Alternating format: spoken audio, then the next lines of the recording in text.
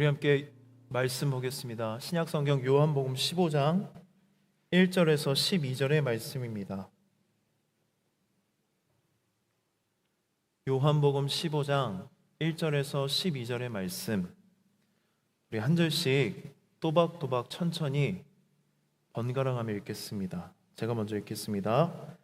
나는 참 포도나무요 내 아버지는 농부라.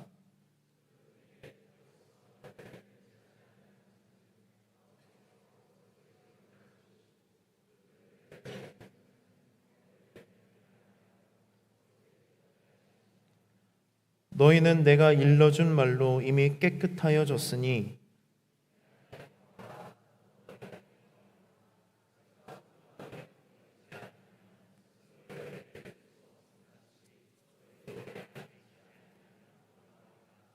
나는 포도나무요 너희는 가지라. 그가 내 안에 내가 그 안에 거하면 사람의 열매를 많이 맺나니 나를 떠나서는 너희가 아무것도 할 수 없음이라.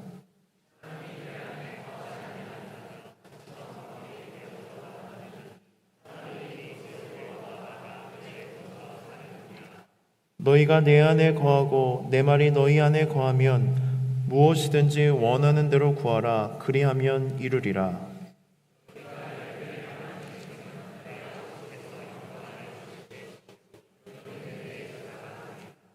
아버지께서 나를 사랑하신 것 같이 나도 너희를 사랑하였으니 나의 사랑 안에 거하라.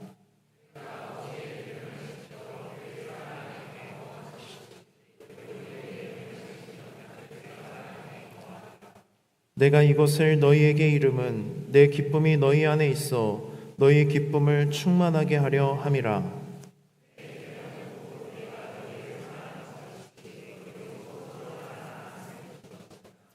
아멘.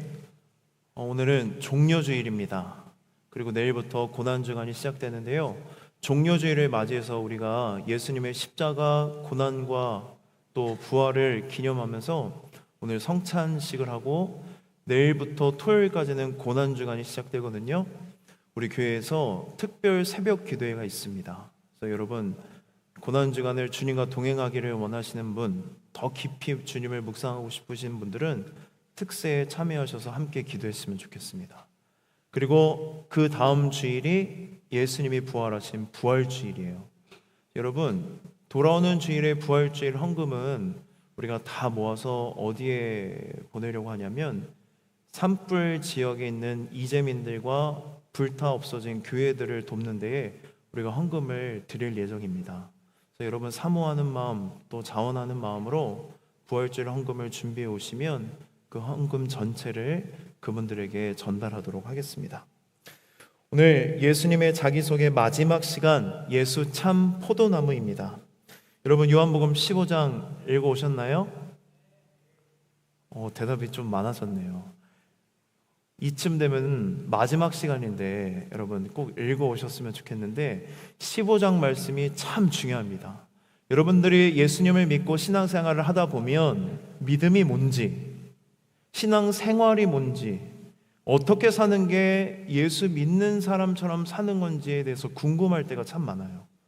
예수님께서 명확하게 우리에게 가르쳐 주신 말씀이 무엇이냐면 요한복음 15장에 믿음이 뭔지에 대해서 우리에게 명확하게 알려주십니다.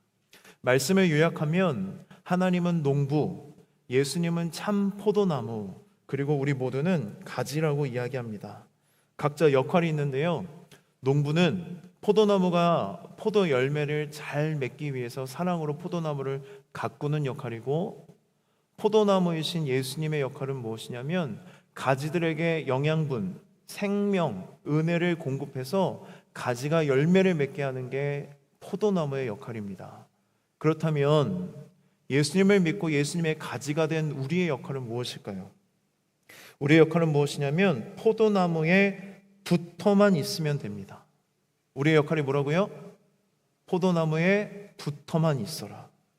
붙어만 있으면 참 포도나무이신 예수님께서 우리에게 풍성한 생명을 공급해 주시고 은혜를 부어 주셔서 우리가 가진 우리가 열매를 맺을 수 있습니다. 우리가 해야 할 일이 뭐라고요? 붙어만 있어라. 여러분 믿음이 뭐냐면 그냥 예수님께 붙어 있는 게 믿음이에요. 믿음 하면 야고보서 생각해서 뭐 행함이 있어야 된다고 생각하시는데, 행함 이전에 우리가 어디에 붙어 있어야 돼요? 예수님께 붙어 있어야 됩니다. 예수님에게 떨어져서 하는 모든 행위는 믿음이라고 말할 수 없어요. 행위만 가득해요. 그러나 내가 예수님과 무관하고 예수님과 관계가 없고 예수님으로 더 떨어져 있는 가지라면 그 행위는 아무 소용이 없다는 거예요. 행위 이전에 우리의 가지의 역할은 뭐냐면, 가장 기본적인 역할은 뭐냐면 포도나무에 붙어 있으라는 것입니다. 그렇다면 붙어 있는 게 어떤 의미일까? 그리고 하나님께서 우리에게 열매를 맺으라고 말씀하셨는데 하나님이 기대하시는 열매가 무엇일까? 우리 함께 말씀의 은혜를 나누고 순종하여 열매 맺는 가지가 되기를 소망합니다. 예수님께서 오늘 얘기하세요. 나는 그냥 포도나무가 아니라 어떤 포도나무? 참 포도나무, 진정한 포도나무다라고 이렇게 말씀하십니다. 왜 예수님이 참이라는 말을 붙이셨을까? 구약 성경을 보면 이스라엘 백성들을 포도나무에 자주 비유합니다. 시편 80편 8절의 말씀을 보면 주께서 한 포도나무를 애굽에서 어디에 심었다고 말씀하시냐면 가나안에 심으셨다고 말씀하세요. 애굽에서 가나안에 심은 포도나무가 누구를 상징해요? 이스라엘을 상징해요. 하나님이 아브라함을 선택하십니다. 그리고 그에게 복이 되게 하세요. 하나님의 계획은 무엇이냐면 아브라함의 민족인 이스라엘 민족을 통해 복이 되게 하시고 그들이 선한 영향력을 끼치고 하나님 나라 백성답게 살아가는 것이 무엇인지 보여줘서 세계 열방에 있는 모든 사람들이 하나님께로 돌아와 하나님의 백성이 되고 하나님을 예배하기를 원하셨어요.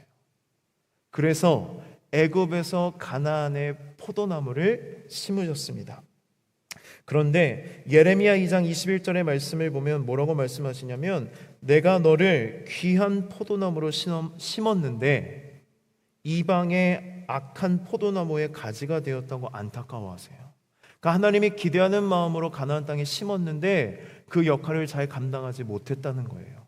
그리고 이사야서 5장 말씀을 보면 하나님께서 내가 땅을 일구어서 가장 좋은 포도, 성경 말씀 그대로 말한다면 극상품 포도를 심었다 그래요. 그런데 너희들의 열매 맺는 걸 보니까 들포도를 열었다. 들포도는 뭐냐면 먹을 수 없는 포도예요. 그러니까 너희들의 나무 종자는 극상품 포도인데 왜 너희들이 들포도를 심었냐라고 말씀하십니다. 이사야서 5장 7절의 말씀을 보면 하나님께서 뭐라고 말씀하시냐면 이스라엘아 너희들에게 정의로운 삶을 바랬는데 너희들의 삶에는 압제밖에 없고 의로운 삶을 바랬는데 고통으로 울부짖는 소리밖에 들리지 않는다고 말씀하세요. 여러분 이게 구약의 역사, 이스라엘의 역사입니다. 구약에서 포도나무는 하나님의 언약 백성인 이스라엘 백성을 상징하는 흔한 상징이었습니다. 하나님은 이스라엘을 통해 기대한 바가 있었어요.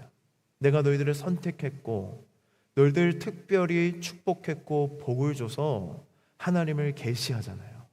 하나님의 백성답게 살아가면서 너희들의 그런 삶을 통해 하나님을 알리고 하나님께 돌아오기를 원하셨는데 그 계획이 다 헛수고가 되었다고 말씀하십니다. 그래서 누가 이 땅에 오신 거예요? 예수님이 오셨습니다. 그래서 예수님이 뭐라고 말씀하시냐면 내가 참 포도나무다라고 말씀하세요. 예수님이 이 말씀을 선언하시는 순간, 그리고 예수님이 이 땅에 오시는 순간 이스라엘은 더 이상 포도나무라고 말할 수 없어요. 교회를 다니는 우리 교회, 우리들도 포도나무예요? 포도나무가 아니에요? 포도나무가 아닙니다. 누구만이 포도나무라고 말할 수 있다? 오직 예수님만이 참 포도나무이십니다. 포도나무이신 예수님이 무슨 역할을 하시냐면 우리를 구원하시고 예수님만이 우리를 구원받은 백성답게 살아가게 하시고 예수님만이 우리의 삶을 통해 열매를 맺게 하신다는 거예요. 우리는 포도나무가 아니라 뭐다? 가지다. 여러분 이게 우리의 정체성이 되어야 합니다. 우리 4절 말씀을 함께 읽어보겠습니다. 시작.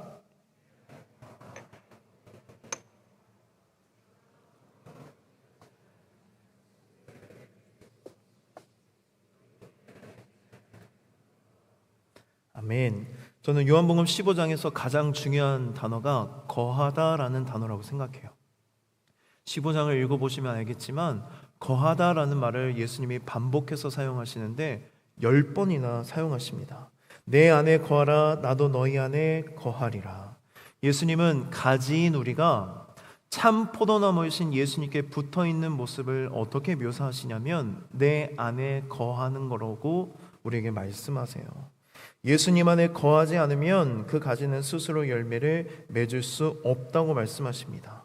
그러나 예수님 안에 거하면 우리가 많은 열매를 맺을 것이라고 약속하세요. 그렇다면 여러분, 거한다, 예수 안에 거한다, 내가 그 안에, 그가 내 안에 거한다라는 말이 어떤 의미일까?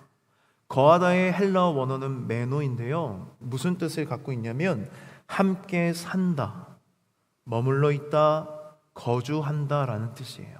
또한 생명이 끊임없이 흐른다라는 의미가 있습니다. 물리적인 거주만을 의미하는 것이 아니라 내가 예수님 안에 거하고 예수님과 함께 살아가면서 예수님의 생명이 내 안에 끊임없이 영향을 주고 있다는 말이 메노, 거하다라는 뜻이에요.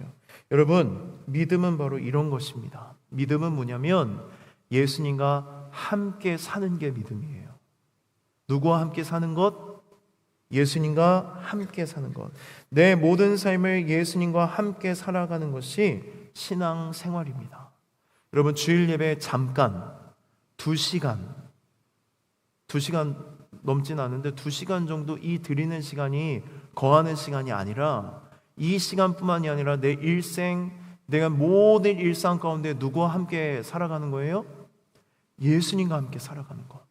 근데 그냥 동거 수준이 아니라 예수님과 함께 살아가면서 예수님의 생명이 내 안에 흘러 넘치는 삶, 영향력을 끼치는 삶, 영향을 받는 삶, 그 예수님 안에 거하는 삶이 바로 포도나무에 붙어있는 가지와 같은 우리의 삶이 되어야 된다고 말씀하세요.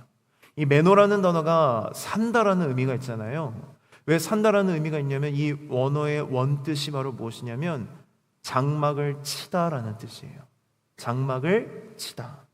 그래서 산다는 의미로 사용되는데 주님 안에 거한다는 것은 오다 가다 잠깐 머무는 것이 아니라 이곳이 내가 영원히 살아가야 된다는 확신을 가지고 예수님 안에 장막을 핀 거예요.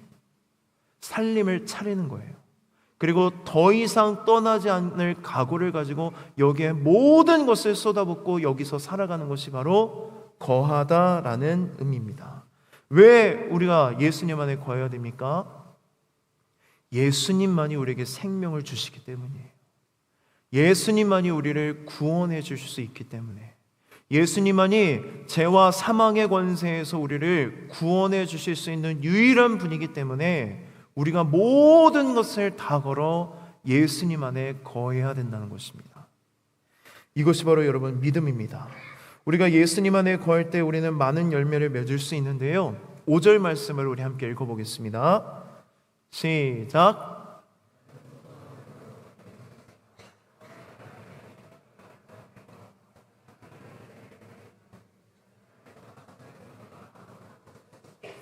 아멘. 여러분, 이 5절 말씀을 암송하십시오.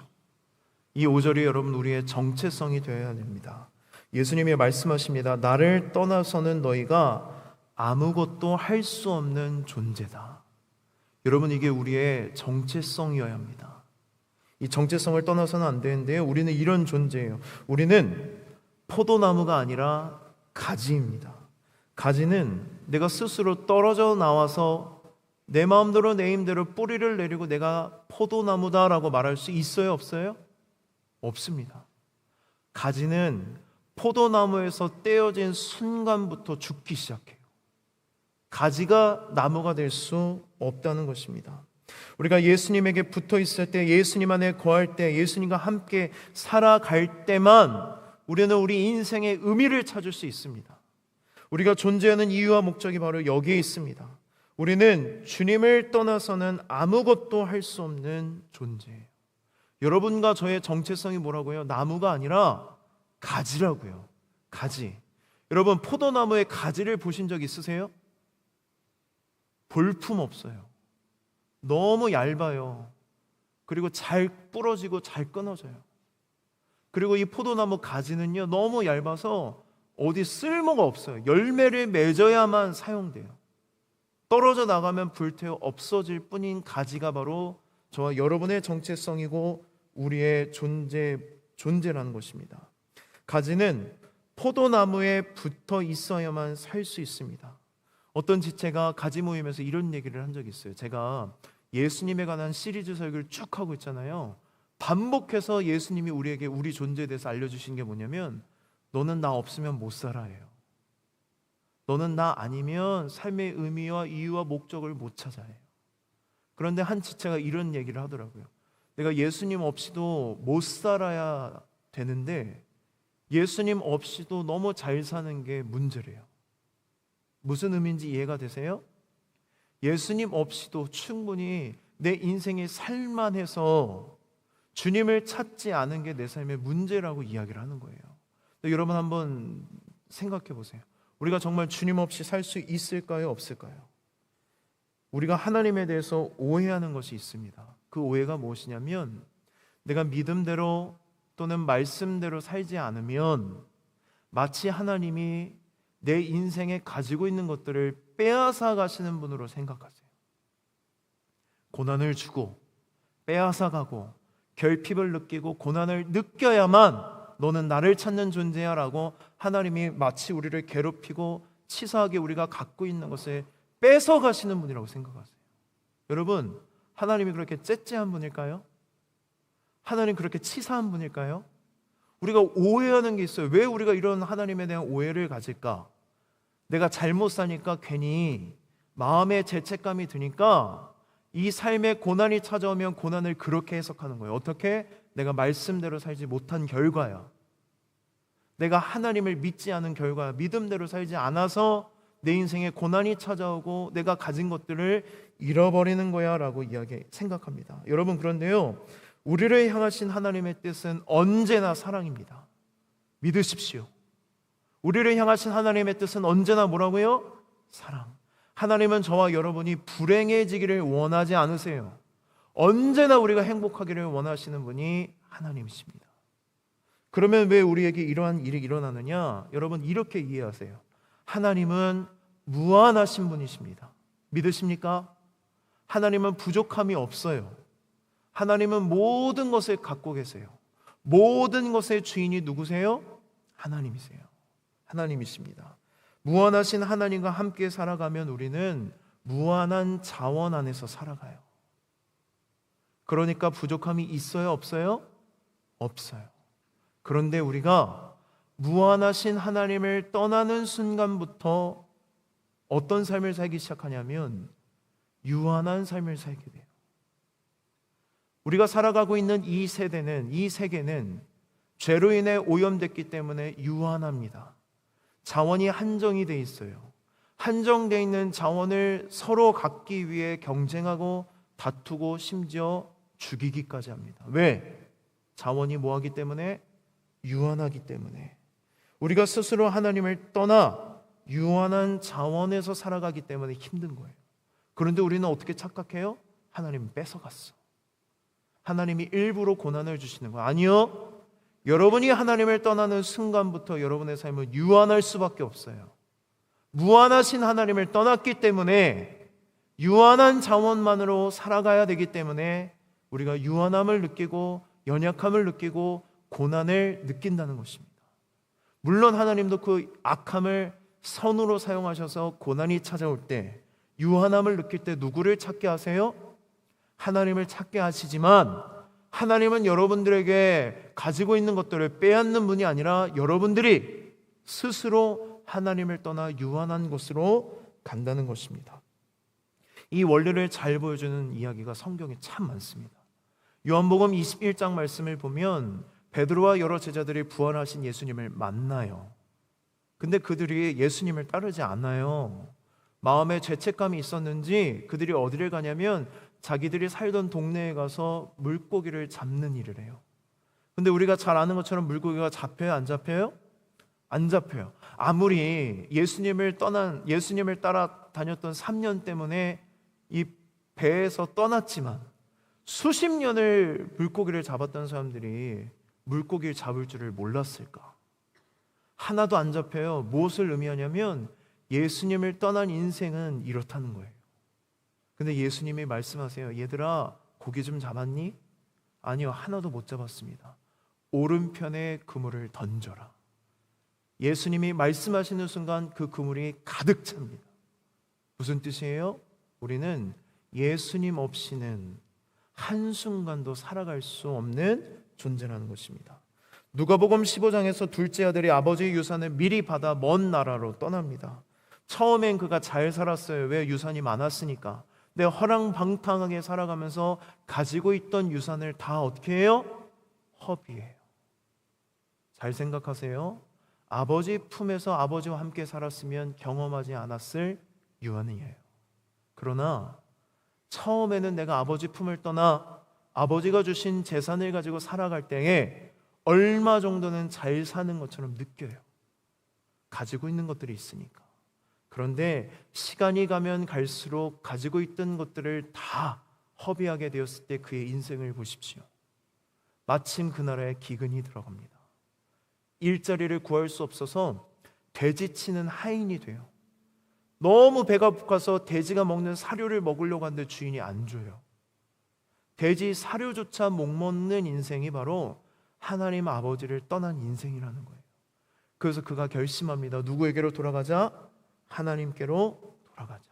여러분, 그래서 솔로몬은 시편 127편 1절과 2절에서 이렇게 고백합니다. 우리 함께 읽어보도록 하겠습니다. 시작.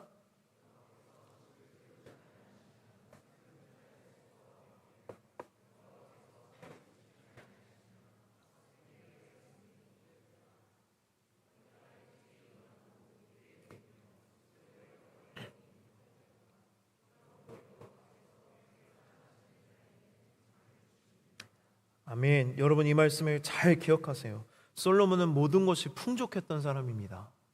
그는요, 돈, 명예, 권력 하나도 부족한 것이 없었습니다. 그런데 그런 솔로몬이 이런 고백을 해요. 하나님이 세워주지 않으시면, 또 하나님이 지켜주시지 않으면 아무것도 아닙니다. 내가 아무리 밤낮 일어나서 일찍 일어나고 늦게까지 수고하여도 하나님이 하나도 허락하지 않으면 내가 가질 수 없다고 솔로몬이 고백합니다. 여러분, 내 힘과 능력, 지혜, 내가 가지고 있는 관계만을 믿고 열심히 수고하지만 하나님을 떠난 인생은 늘 허무할 뿐이고 불행한 인생을 살아가고 불행한 인생을 살아갈 뿐입니다. 우리 인생이 그래요, 여러분.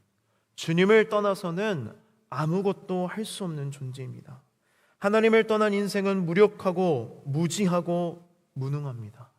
인생이 허무하고 공허하고 인생의 의미를 찾지 못한 채 늘 방황하면서 살아갑니다. 또 우리가 정말로 갖기를 원하는 평안, 행복, 자유와 기쁨을 우리가 누리지 못한다는 거예요. 그럼 누군가 물어보겠죠. 목사님, 하나님 없이도 잘 사는 사람들이 많은데 그건 뭡니까? 여러분, 잠시 잠깐은 누릴 수 있어요.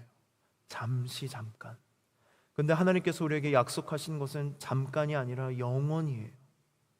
잠시 잠깐 내가 가진 것 때문에 우리는 평안할 수도 있고 자유할 수도 있고 기뻐할 수도 있습니다. 그러나 헛된 욕망에 사로잡혀서 잠시 잠깐의 기쁨이나 쾌락을 얻을 수는 있지만 영원하지 않다는 거예요. 여러분, 인생을 살아봐서 다 아시잖아요. 행복하지 않고 만족하지 않고 기뻐하지 않고 자유하지 않습니다. 오늘 본문 6절의 말씀을 보면 내 안에 거하지 않으면 가지처럼 밖에 버려져 마르고 사람들이 그것을 모아다가 불에 던져 태워져 버릴 것이라고 우리에게 무시무시하게 경고하십니다.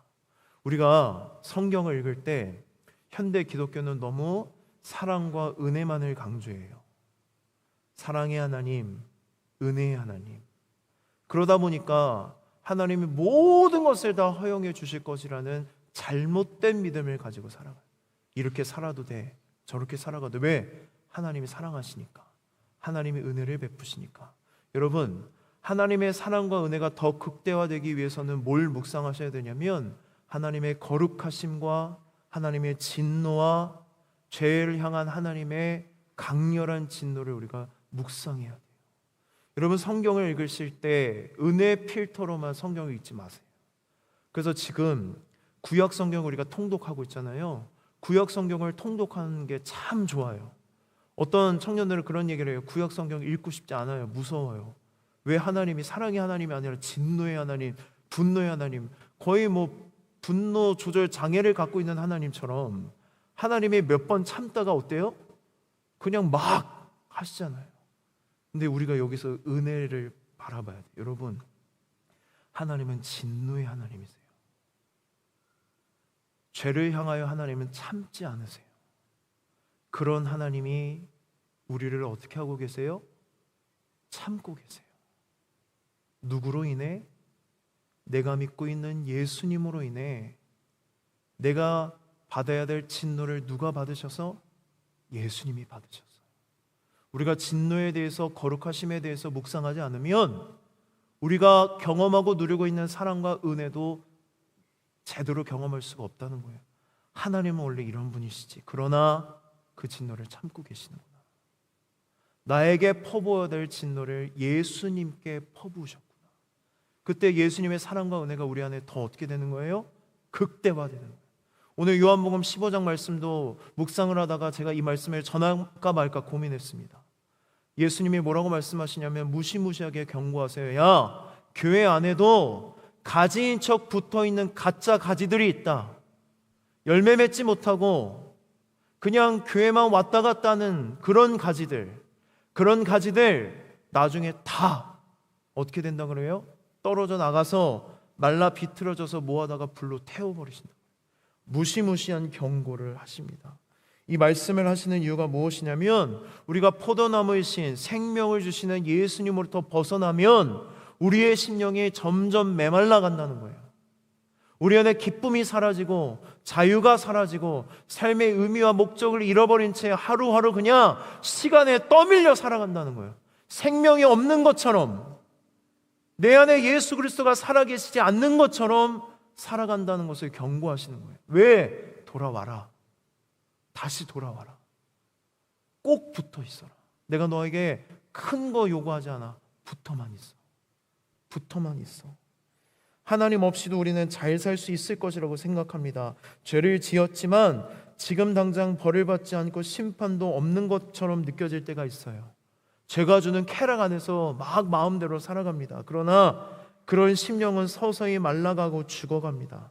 떨어져 나간 가지는 단순히 열매를 맺느냐 못 맺느냐의 문제가 아니라 심판받는다는 거예요. 지금 내 영혼이 어떤 상태인지 여러분 점검하셔야 됩니다. 여러분, 열매를 맺지 못한다는 것은 결과입니다. 열매를 맺지 못하게 된 시작으로 돌아가셔야 됩니다. 이미 포도나무에서 떨어져 나간 순간부터 우리의 문제가 시작돼요. 돌아온 탕자는 아버지에게 물려받은 유산을 다 탕진해서 죄를 지은 것이 아니라 아버지를 떠나려고 마음먹은 순간부터 죄가 시작되었어요. 오늘 말씀은 상당히 단순합니다. 예수님 안에 거하고 예수님과 함께 살아가면 예수님이 주시는 생명으로 우리의 삶이 풍성해질 것을 약속하십니다. 길과 진리와 생명이 되신 예수 그리스도가 내 삶의 이유와 목적이 되어서 그 길을 걸어가면 우리가 만족하고 행복하고 기쁘고 감사할 것이라고 약속해요. 여러분, 인생이 허무하지 않아요. 그런데 내가 예수님으로부터 떨어져 내 마음대로, 내 의지로, 내 능력과 내 지혜로 이렇게 붙이셔야 돼요. 별 볼 일 없는 내 능력과 내 지혜와 내 관계와 내가 가진 것들을 의지하며 살아가는 순간부터 우리의 영혼이 메마르기 시작하고 결국엔 죽는다는 것입니다. 여러분, 교회 다닌다고 해서 다 가지가 아닙니다. 가지인 척 나무에 붙어있는 가짜 가지들이 있습니다. 내가 예수님을 믿는다고 고백하지만 내 영혼이 점점 메마르고 있고 내 안에 기쁨이 사라지고 아무리 많은 사역을 해도 내 안에 공허함만 가득하다면 여러분, 말씀이 들릴 수가 없어요. 말씀이 와닿지가 않습니다. 말씀을 들어도 어떻게 듣는지 아세요? 왜곡해서 들어요. 저거 아닌데, 저거 다르게 생각하면 이렇게 생각할 수도 있는데. 왜 그런지 아세요, 여러분? 내가 가지인데 포도나무라고 착각하면서 살아가기 때문입니다. 포도나무라고 생각을 해서 그래요. 내가 내 삶에 열매를 맺으려고 하고, 내가 내 마음대로, 내 뜻대로, 내 계획대로 열매를 맺고 싶은 마음이 우리 안에 크기 때문이에요. 그런데 돼요, 안 돼요? 여러분들이 예수님을 떠나서 여러분들이 포도나무라고 외치고 열매를 맺으려고 아무리 노력해 보십시오. 절대로 열매 맺지 못합니다. 점점 내 영혼이 메말라가는 것을 느낄 뿐입니다. 공허하고 허무합니다.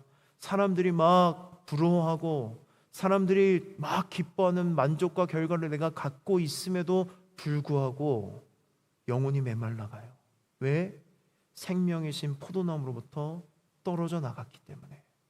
가진 우리의 정체성은 무엇이냐면 포도나무에 붙어 있어야 된다. 주님 안에 거하셔야 됩니다. 주님과 함께 살아가야 됩니다. 여러분, 예수님에게 꼭 붙어 있는 가지가 되기를 원하세요? 열매 맺는 인생이 되기를 원하십니까?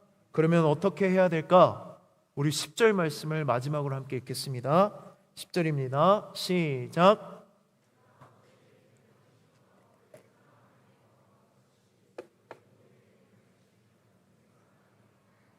아멘. 몇몇 청년이 이 예수님의 자기소개 말씀을 들으면서 예수님을 더 깊이 믿고 싶다, 내가 예수님을 위해서 어떤 삶을 살아야 될까, 이런 고민을 가지 모임에서 한다는 것을 들었어요. 참 감사했습니다. 우리 이 가지 모임 안에 우리 청년들이 부흥을 하고 있구나. 여러분, 부흥이라는 것은 예배 인원이 늘어나는 게 아니라 여러분 각자가 예수님을 알고자 하는 마음이 충만해지고 예수님을 위해서 내가 뭔가 하고 싶은 마음이 일어나는 게 부흥이에요. 근데 우리 안에 그런 부흥이 일어나고 있는 것 같아서 참 감사했습니다. 여러분, 예수님을 알면 알수록, 믿으면 믿을수록 내가 예수님을 위해서 무언가 하고 싶은 마음, 살고 싶은 마음의 소망이 일어나요.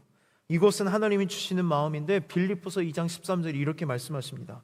너희 안에서 행하시는 이는 하나님이시니 자기의 기쁘신 뜻을 위하여 너희에게 소원을 두고 행하게 하시나니. 그래서 어떤 지체들은 그런 얘기를 해요. 알겠는데 어떻게 살아야 되는지 모르겠어요. 예수님을 믿고 싶은데 믿는 게 어떤 삶인지 모르겠어요. 여러분, 하나님의 뜻이 뭔지 몰라서 어려우시죠? 근데 오늘 예수님이 정말 단순하게 말씀하십니다.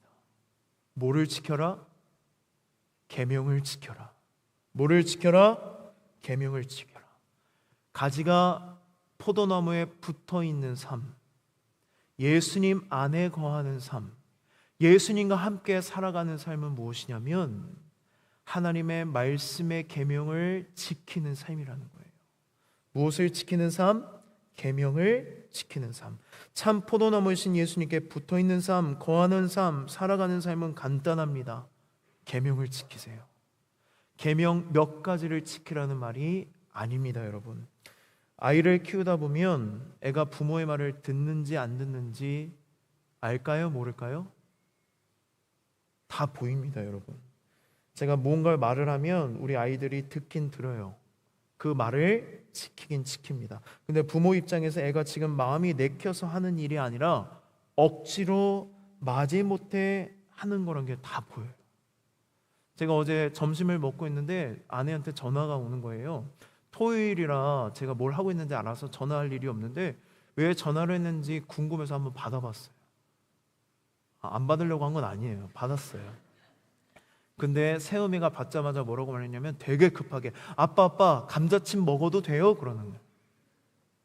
세음이가 저한테 반말하거든요.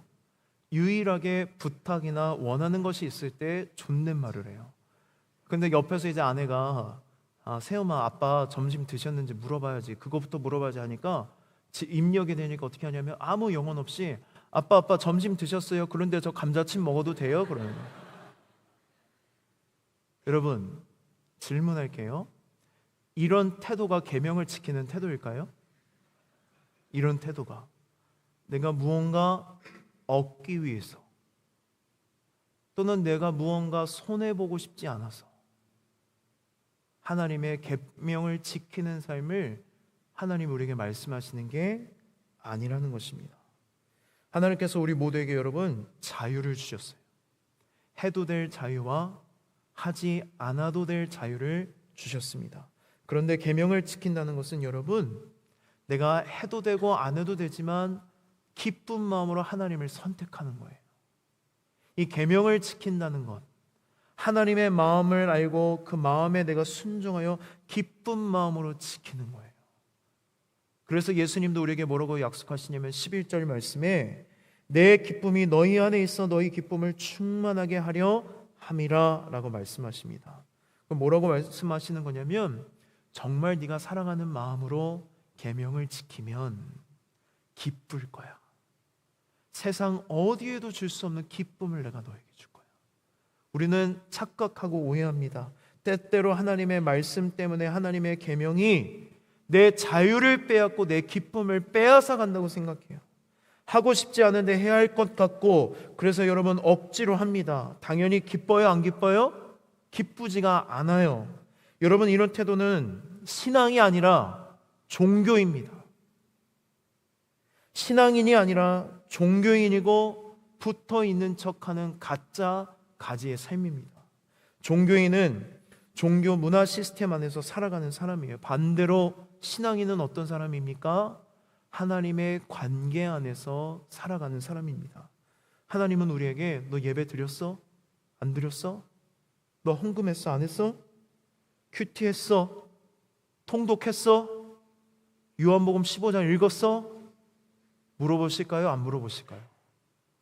안 물어보신다고. 저니까 물어보는 거예요. 하나님 물어보세요? 안 물어보세요? 이런 건 다 종교인의 질문이에요. 계명을 지킨다는 것은 여러분 이런 거 아닙니다.